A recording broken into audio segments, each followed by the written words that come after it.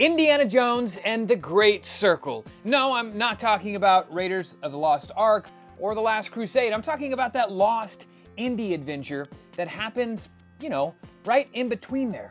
You know which one I'm talking about? Of course you don't, because this is a brand new game we've all been waiting for. They can't seem to nail down the appropriate Indiana Jones sequel, no offense, Harrison or Mr. Spielberg, but maybe they can do it with a video game. Well, that's exactly what Bethesda and Machine Games intends on doing. And I don't know if you've looked at them yet, but the game is getting really positive early reviews. As mentioned, Indiana Jones and the Great Circle is a video game developed by Machine Games and published by Bethesda. If the name Machine Games sounds familiar, it's because they're responsible for bringing Wolfenstein back in the form of Wolfenstein New Order, Old Blood, New Colossus, and Young Blood, all of which were incredibly fantastic and well-received video games. And Machine Games was actually purchased by ZeniMax back in 2010, putting them under the same banner as Bethesda. And then Bethesda was purchased by Microsoft either earlier this year or late last year. I don't know. It went on for so long, I don't remember when it actually went down. But they were purchased, now owned by Microsoft. So if you want to play this game, or at least you want to play this game this year, your only options are either playing it on an Xbox or you can play it on PC. If you have a PlayStation and you want to play Indiana Jones, you can. You just have to wait until next year. Yeah, leave your complaints in the comments below. I'm not Microsoft. I didn't buy the studio. But if I was Microsoft, I probably would have bought the studio. And now down to the dirty work. If you follow my channel or you watch any of my videos, you know I am a mega handheld gamer. I do most of my gaming handheld, and I actually prefer it that way. So if you're anything like me, you have the same questions that I do every time a new AAA game launches that I want to play. Will it run on the ROG Ally? Or, this video series used to be, will it run on the Steam Deck? But the Steam Deck is not my preferred handheld of choice anymore. And if you want to know why, you should check out that video. It's in the playlist below. I love the Steam Deck, nothing wrong with it, but this just does a lot more for me. So in this video, we're gonna boot up Indiana Jones and the Great Circle, and we're gonna do it on my ROG Ally. Now, I will say this is a standard Ally, or the Ally Extreme. This is not an Ally X. Unfortunately, I do not have an Ally X yet. Stay tuned for that video. So while doing this experiment, do keep that in mind. If you have an Ally X, however this runs on here, it's probably going to run marginally better on your Ally X. If you missed it in the beginning of the video, the storyline for Indiana Jones and the Great Circle takes place sometime between Raiders of the Lost Ark and The Last Crusade. I don't remember how many years pass actually chronologically between those two movies, but it seems like there's quite a bit of time there. And the idea of videos like this is to just boot the game up and let it run in its default state. We're not gonna mess with any of the settings yet, and we're just gonna see how it runs natively on this stuff. Now, I will say, in some of these cases, I've run some of these games and they've run a little wonky, and after I shoot the video, I go in and I mess with some of the settings and get them to run somewhat better than they did in the video. But the idea of this video is quite literally run it at its default state. And while we're doing it, we can check out the beginning of Indiana Jones and the Great Circle, if that's something you've been wanting to do. And don't worry, I'm gonna try and steer clear of game spoilers here.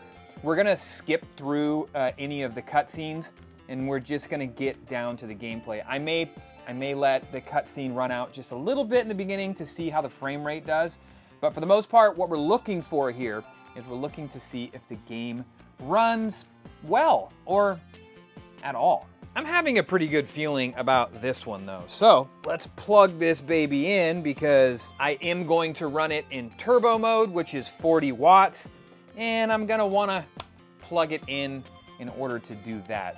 If you have an Ally, or a Steam Deck for that matter, you know exactly what I'm talking about. All right, so I am monitoring the frames per second at the top of my screen. Right now on the menu, it's running at a solid 29 frames. Not what I would like, but also still playable. Action experience. We're just gonna go with default here and do it on moderate. Adventure experience, moderate. Enable HDR, we're not gonna do that here. Maybe when I play it on my PC. Picture format, widescreen, of course. What other options? Oh, we got cinematic and full screen. And we're gonna do widescreen. All right, and I should note, the voice of Indiana Jones, not Harrison Ford. Actually, a friend of mine that goes by the name of Troy Baker. We're just gonna go real quick and see exactly what settings we have here. So native resolution, widescreen, vertical sync. Let's go to depth of field on. Film grain is set to 25. Overall graphics quality, on default, it has it on high. Texture pool size, high. Shadow quality, high, high. Everything is set to high on default, unless it's running at 19 frames a second. Could be better. 18, 17. I feel like when we get into some action, it ain't gonna be running super well. How is it handling just moving around? I mean, it's smooth. I will say that. I gotta tell you, I have heard Troy's, if you've watched the trailer, I've heard Troy's Harrison, his Indy. He's good, but also Troy's very good at that sort of stuff, so. Let's get into some action, because right now, the frame rate's not the best. The game does look good though. Nice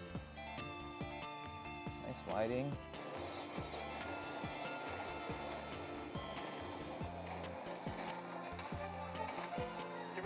Here we go.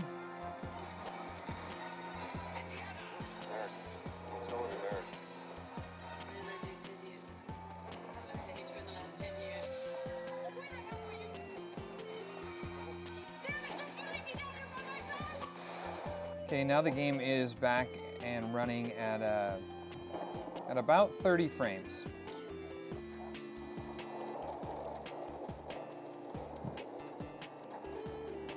I feel like we're about to get to a fight sequence, maybe? That does look like Tony Todd. This thing's holding steady at, through this fight sequence, it's holding steady at about 20, it's ranging between 26 and 30 frames a second.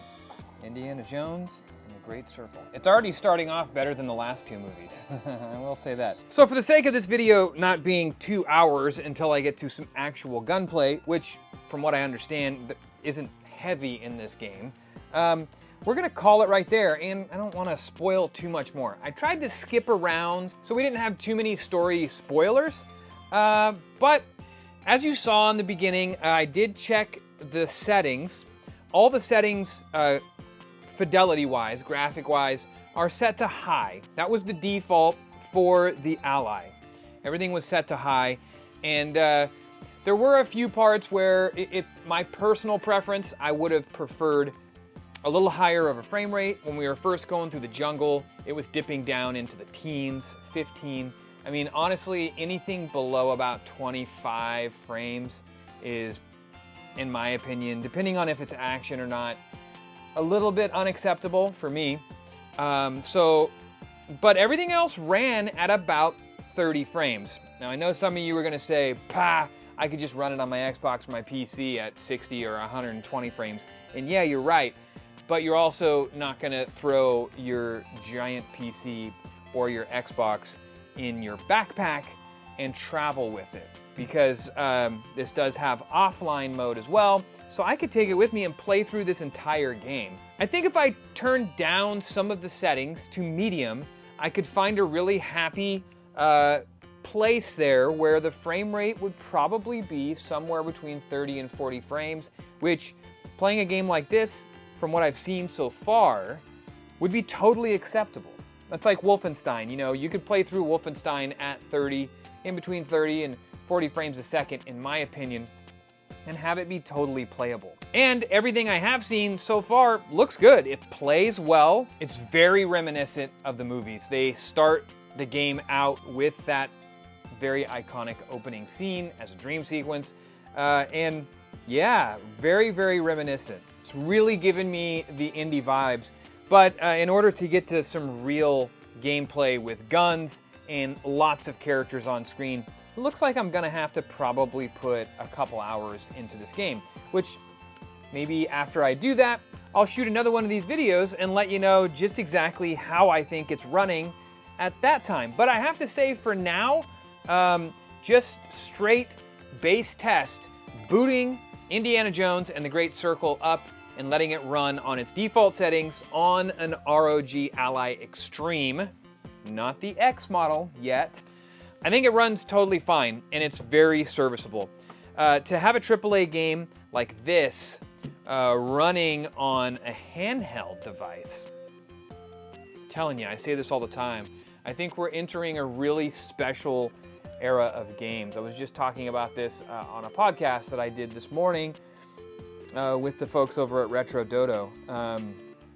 We're in a place right now where your AAA games can now be shared between PC or console and portable devices, unlike before with the PSP and the Vita, where you had to develop two separate games. If you wanted to play Uncharted on your Vita, you had to have Golden Abyss or whatever the Uncharted Vita game was, and then you had Uncharted 1, 2, 3, 4, you know, on your console. You don't need that anymore.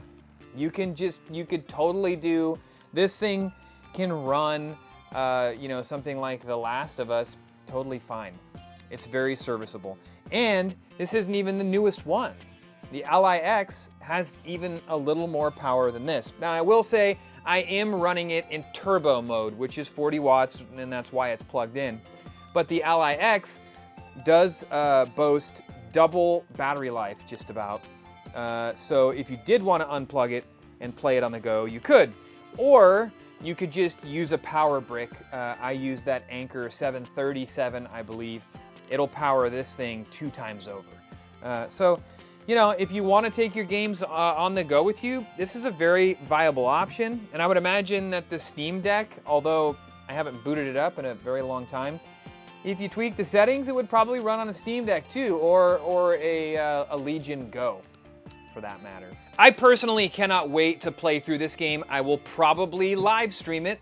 I'll probably start live streaming it tomorrow, Sunday. So if you want to check it out before it releases and is still in early access, come hang out on the Twitch stream and check a little bit of this game out. Hit the comments and let me know, is Indiana Jones and the Great Circle a game that you will be checking out? From the first 30 minutes that I've played and the reviews and the previews that I've seen, it's certainly one that I feel good about being excited about, especially for the end of the year. And if you really want to know why I switched from the Steam Deck to the Ally, check out this video right here. It explains it all. And if you don't want to miss videos like this in the future, retro games, modern games, arcade games, and more, subscribe to the channel right here. And until next time, enjoy the journey.